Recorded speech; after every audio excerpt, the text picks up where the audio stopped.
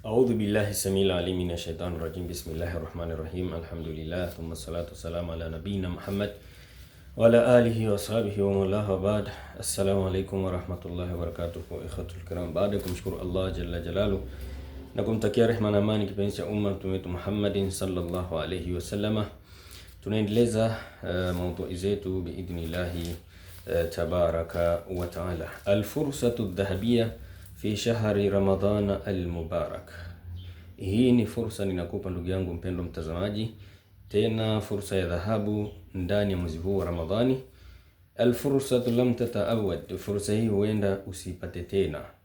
Iqra hadha dua, soma dua hii fi sujud 7 marat. Utaisoma dua hii ambayo nitakuelekeza ukiwa katika sijida mara 7, baada rak'ataini alhaja, baada ya kumaliza kusali rakaa 2 za sunnati alhaja. Kisha fanya istighfari mara 100, astaghfirullah wa atubu ilayhi mara 100. Kisha salatu ala nabi, swala ya mtume, Allahumma salli ala sayidina Muhammad wa ala alihi wa ashabihi wa sallam mara 100. Thumma tad'u Allah, na kisha hapo sasa utamuomba Allah subhanahu wa ta'ala.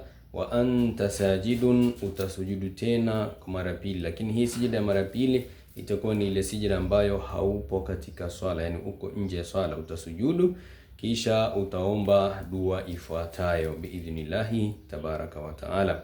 Utasema Allahumma hassin farji, Allahumma hassin farji wa tahhir qalbi waghfir dhanbi.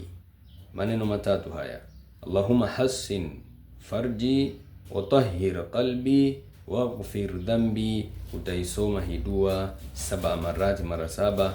Wallahi, ukifanya hivyo kila yaumin, kila siku ndani ya mwezi huu wa Ramadhani, Allah subhanahu wa ta'ala atakusamehe madhambi yako, Allah subhanahu wa ta'ala atakuhifadhi, Allah subhanahu wa ta'ala atautoharisha moyo wako kutokana na maasi na madhambi, na utakuwa ni mtu mwema kwa idhini Allah subhanahu wa ta'ala. Lakini pia Allah subhanahu wa ta'ala atalinda, atahifadhi farji yako kwa idhini yake Allah tabaraka wa taala. Ichukue hiyo ndugu yangu mpendo mtazamaji, ifanyie kazi na tusahau kushare na wengine nao waweze kupata fawaida hizi biidhnillahi tabaraka wa taala.